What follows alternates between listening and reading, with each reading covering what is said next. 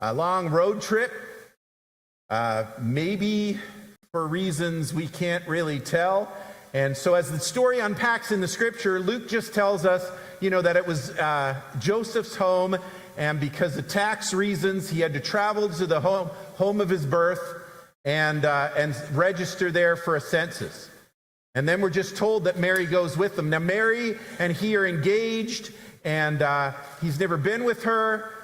She's a teenage virgin, as I said, and so she's pregnant, and she's walking with him all the way to Bethlehem. It's a long journey. We picture it, on a donkey back. I'm not sure that's a whole lot better than walking when you're 9 months pregnant. Wouldn't you think, ladies?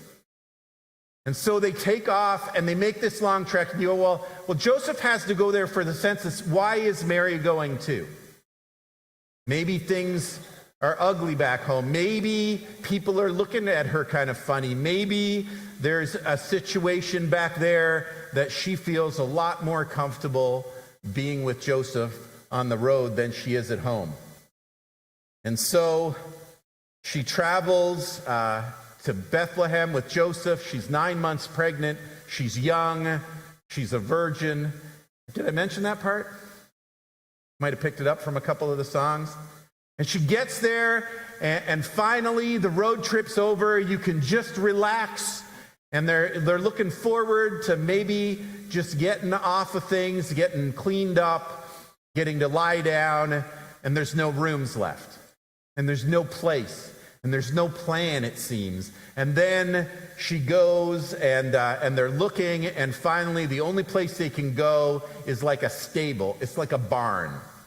I've said it before, but I would love to be there the first time somebody looked at Jesus for, chewing with his mouth open or something and said, "Were you born in a barn?" He's the only guy that I know of that could say, "Well, actually." And so baby Jesus is born in a barn. It's not the ideal circumstance. It's not what we would look forward to.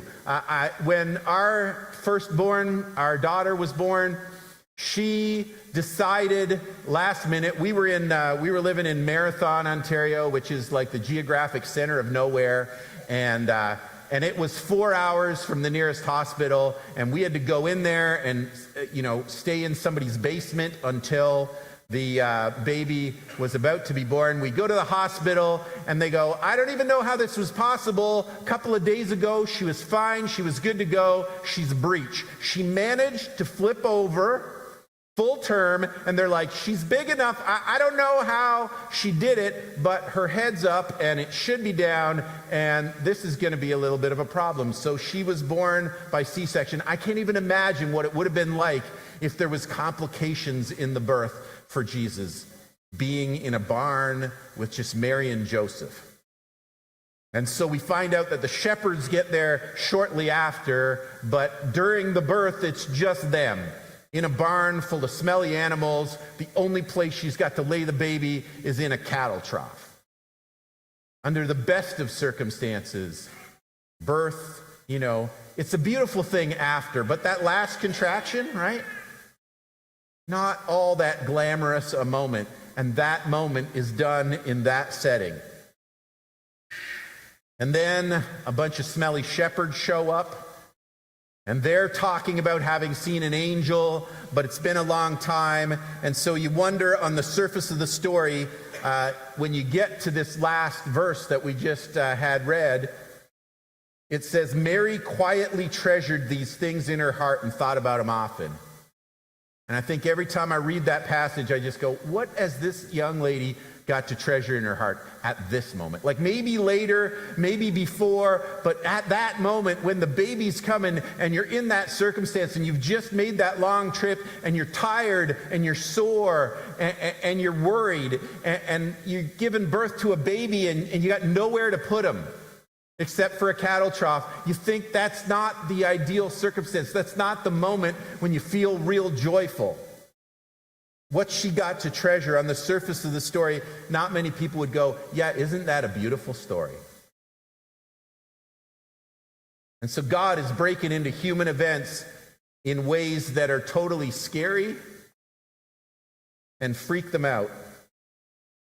And if you've been with us, as we began Luke's gospel, there's kind of a theme that's running. First, we met Zechariah and Elizabeth. Zechariah is a priest and his wife Elizabeth, and they're too old to have babies, but an angel appears to Zechariah in the temple, tells him that he's going to have a son, and his son is going to lead the way for the Messiah to come, for the Son of God to come and save the world. And so they're waiting for this hero, and he's told, your son, you're going to have a child.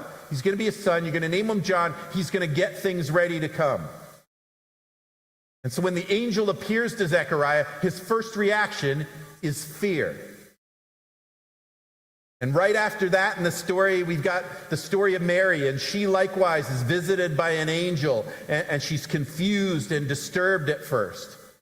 And now in our story, as it unpacked tonight, and one of the ornaments, was the angel appearing, and then the shepherds, and the shepherds in the final episode tonight also get a visit from an angel. And what's their first instinct? Of course, they're scared. They're afraid. That's what you do when an angel shows up. So Zechariah, Mary, the shepherds, they all get scary angel visits. You get a scary angel, and you get a scary angel, and you get a scary angel. Everybody gets a scary angel visit. So what does Mary have to treasure? What's she getting so excited about? What is good about this night that she buries this in her heart and just thinks about it often and looks back on this moment? Here in the barn, just Joseph and some smelly shepherds after an unplanned pregnancy and a long road trip and no room except a stable and a bunch of smelly shepherds. For earthly eyes, there's nothing to look at that sounds really glamorous. But if you look carefully back at the story, if you watch the threads that as they've unfolded, when Zechariah sees the angel and he gets scared, the angel says, don't be afraid. God has heard your prayer. You'll have a son named John, and you will have great joy and gladness, and many will rejoice at his birth. He says, don't be afraid, great joy, gladness, many will rejoice at his birth. When Mary's confused and disturbed, the angel says, don't be afraid, Mary. The angel told her, for you have found favor with God. And the shepherds, they get visited by an angel, and when they're afraid, the angel reassures them. Don't be afraid, he said. I bring you good news of great joy for everyone. You see the pattern unfolding? It's scary. And it's devastating, and yet God sends us his messengers to say, don't be afraid, there's great joy coming. Don't be afraid, there's something so wonderful happening that you might miss it. And so instead, you're supposed to understand that great joy and gladness and that's infectious is coming, and you're supposed to know that you're favored and believe in the good news of great joy, and that it's for everyone, that everyone is included in the great joy and the good news. And so Mary is not looking at all these things that are not ideal. She's not looking at the road trip, and she's not thinking about the shepherds, and she's not even worried about the fact that the only place she's got to lay her baby is in a cattle trough. What she's thinking about is back when that angel came and told her she didn't need to be afraid because there would be joy. And she believed him.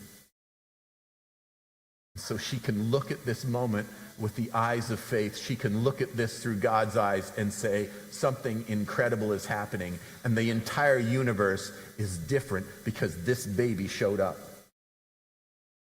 And so tonight, whatever's under your tree for tomorrow morning, and whoever is or isn't there, I pray that you will recognize what God is doing. And even when you face scary circumstances, even when it's most scary, that it will fill you and everyone else with gladness and joy. Because you recognize the presence of that baby who is still showing up in the most unexpected ways and bringing joy. That is good news. He's good news. And to celebrate him tonight is the best way I can think of to start off the Christmas day that we will have tomorrow.